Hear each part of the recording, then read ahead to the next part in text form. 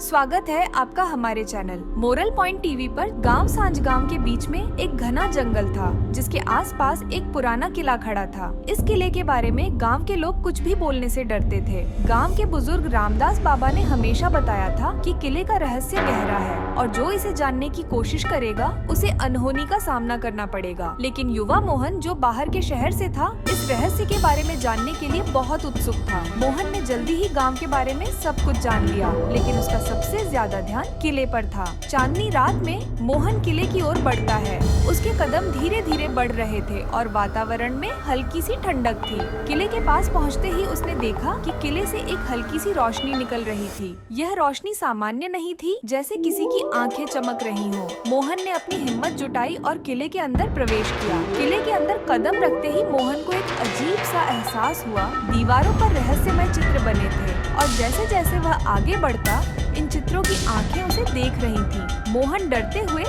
एक कमरे के अंदर जाता है।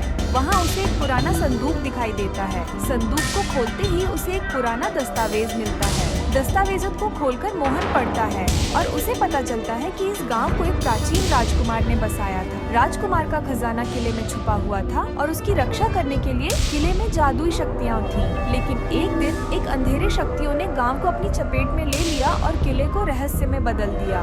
दस्तावेज में यह भी लिखा था कि जो इस रहस्य को जानने की कोशिश करेगा उसे एक शाप का सामना करना पड़ेगा। जैसे ही मोहन ने दस्तावेज को पढ़ा, किले में हलचल शुरू हो गई। अचानक किले की दीवारों से अंधेरा सा साया बाहर निकलने लगा। मोहन को महसूस हुआ कि किले में कुछ बहुत ही अजीब हो रहा है। अचानक एक गहरी आवाज आई, तुमने रहस्य को जानने की कोशिश की, अब तुम्हें परिणाम भुगतना होगा। मोहन के दिल की धड़कन तेज हो गई, लेकिन उसने डर को नजरअंदाज किया और बाहर निकलने का रास्ता ढूंढने की कोशिश की। मोहन किले के दरवाजे की ओर भागता है, लेकिन दरवाजा बंद हो जाता है।